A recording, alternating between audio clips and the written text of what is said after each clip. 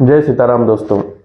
जैसा कि हमने पिछली बार चैप्टर नंबर 7 एंड किया है लाडले चाचा जी, और अभी चैप्टर नंबर 8 दीप से दीप जलता गया, उसके अपन इस वीडियो में बात करेंगे। ये दीप वही है मेरे 2 नंबर चाचा जी, उनसे उन्होंने दूसरे दीप को कैसे प्रकाशित किया इसमें मैंने बताया है कि दीप से दीप जलता गया। सिताराम एक जीवन, मेरी बुक का टाइटल, पेज नंबर 32, दीप से दीप जलता गया। हमारी गांव की पहचान सिर्फ उनकी पगडंडियों, खेतों और कुओं से नहीं थी, बल्कि उन कुछ प्रकाशमान आत्माओं से थी जिन्होंने गांव को नई दिशा दी। ऐसे ही एक थे हमारे तीसरे दीपक की तरह रोशनी फैलाने वाले चाचा जी, जिन्होंने वर्षों पहले गांव में पहला स्कूल बनाया था। कच्ची ईंटों, मिट्टी की दीवारों और सीमित साधनों के बीच बना वो स्कूल आज भी गांव के हर कोने में ज्ञान की पहली किरण बनकर चमकता है। सितारा में एक जीवन, पेज नंबर 33।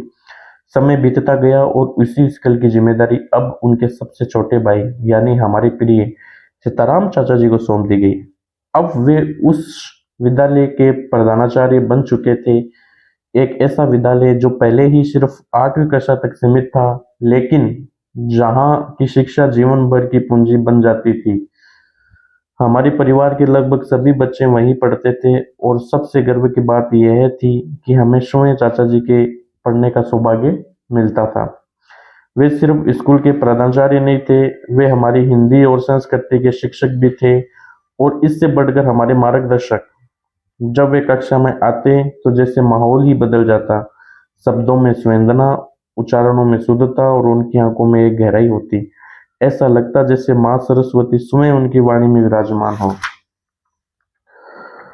सितारा में एक जीवन, चैप्टर नंबर 34, दीप से दीप जलता गया चैप्टर। वे किसी भी अध्याय को पढ़ाते नहीं थे, बल्कि उनमें डूबे हुए जाते थे। शब्दों को ऐसे जीते थे जैसे वे पाठ नहीं उनका अनुभव हो, और वे हमें भी उस अनुभव का हिस्सा बना देते थे। उनका 45 मिनट का पीरियड अब 1 घंटे से ऊपर चला जाता था और हमें कभी एहसास ही नहीं होता था। हम तो यही चाहते थे कि कोई और शिक्षक कक्षा में ना आए, बस चाचा जी हो और उनकी वाणी हो।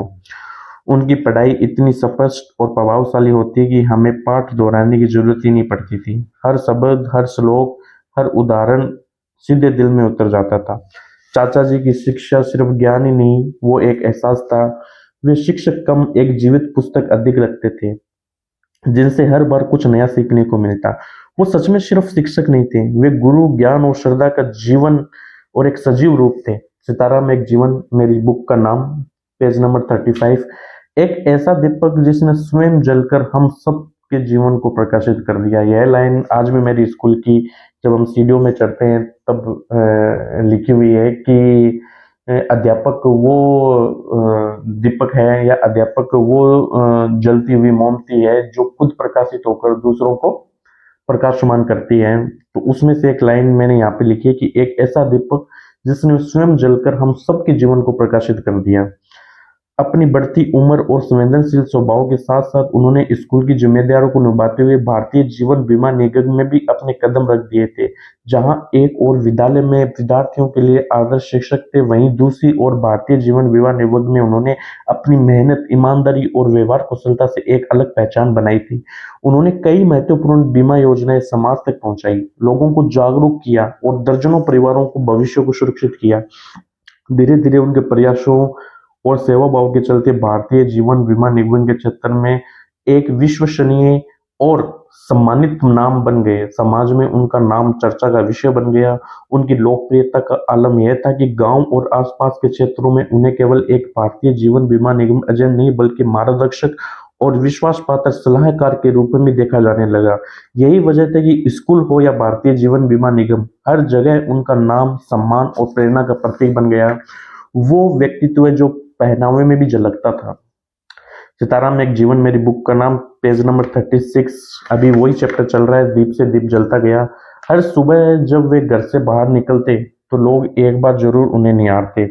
कमीज को पैंट में सलीके से डालकर, कभी औपचारिक पैंट तो कभी हल्की जींस के साथ उनका संयोजन हमेशा आकर्षण का केंद्र बना रहता था।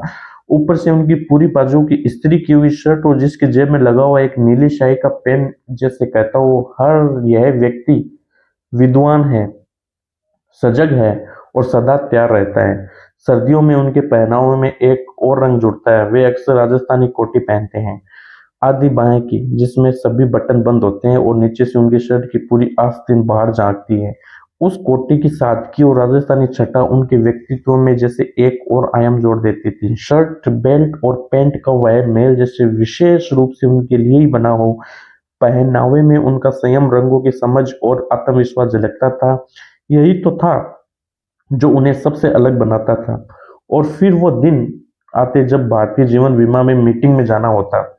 उस दिन तो जैसे पूरा रूप ही बदल जाता। टाई, कोट, चमकते जूते और गंभीर चेहरा। उनकी चाल में गंभीरता होती पर आंखों में वही पुरानी चमक। उनका पहनावा कभी भी केवल कपड़े नहीं था, वो अपनी सोच, समझ और संस्कारों का प्रतिबिंब था। और शायद इसलिए सीताराम चाचा जी सिर्फ पहनावे से नहीं, अपने पूरे व्यक्तित्व से याद रह जाते थे। सीताराम एक जीवन मेरे बुक का टाइटल पेज नंबर 37 पर अभी हम वही चैप्टर पढ़ रहे हैं, दीप से दीप जलता गया। और उसमें मैंने आगे लिखा है कि और गांव के उस छोटे से घर में जब भी वह सफेद कुर्ता पहनते, ऐसा लगता मानो एक साधु ही आ बैठा हो। उनके चेहरे पर एक अलौकिक शांति और आंखों में भक्ति की चमक दिखती थी। उनका पहनावा जैसे उनकी आंतरिक श्रद्धा का प्रतीक बन गया था। उन्हें ईश्वर भक्ति से अत्यंत लगाव था। विशेष रूप से गायत्री माता के प्रति उनकी आस्था इतनी प्रबल थी कि वे अक्सर घर में ही हवन का आयोजन करवाते। कभी कभी तो पंडित को बुलाने की भी आवश्यकता नहीं पड़ती थी। वे स्वयं पूरे परिवार को साथ लेकर मंत्रोच्चारण करते और विधिवत हवन संपन्न करते। परिवार और समाज दोनों की जिम्मेदारियों को निभाते हुए वे जिस तरह भक्ति में समय निकालते, वह हम सबके लिए एक चमत्कार जैसा था। हम हैरान रह जाते कि कैसे उन्होंने धर्म और जीवन के संतुलन का ऐसा सुंदर ज्ञान अर्जित कर लिया था। सिताराम एक जीवन मेरी बुक का नाम चैप्टर वही चल रहा है, दीप से दीप जलता गया और पेज नंबर 38। वो ना केवल ज्ञानी थे बल्कि इतने विनम्र और मार्गदर्शन भी थे कि हम सब उनके साथ चलने के लिए सदैव उत्साहित रहते थे। उनका जीवन मानो एक खुली किताब था जिसमें भक्ति, अनुशासन और सेवा का सार छिपा था। वे समय समय पर अपने आसपास के गांवों और शहरों के मंदिरों में पूरे परिवार को साथ लेकर जाते। यह यात्राएं केवल धार्मिक ही नहीं होती बल्कि हम अपने ये यात्राएं केवल धार्मिक ही नहीं होती बल्कि वह हमें एक आध्यात्मिक यात्रा पर भी ले जाते जहां ईश्वर और आत्मा के बीच का संबंध स्पष्ट होता था। उनकी भक्ति, उनका समर्पण, उनका जीवन सब कुछ हमारे लिए प्रेरणा बन गया। वे न केवल हमारे परिवार के स्तंभ थे बल्कि हमारे विश्वास और श्रद्धा के मूल स्रोत भी। सीताराम एक जीवन चैप्टर नंबर 8 दीप से दीप जलता गया, चैप्टर नंबर 8 दीप से दीप जलता गया 38 नंबर पेज पर एंड हो रहा है। मेरा जो आगे आने वाला चैप्टर है उसका नाम है पेड़ की छांव और बाजरे की रोटियां, वो भी राजस्थान में, जो हम अपनी नेक्स्ट वीडियो में सुनेंगे और देखेंगे। तब तक के लिए जय सीताराम।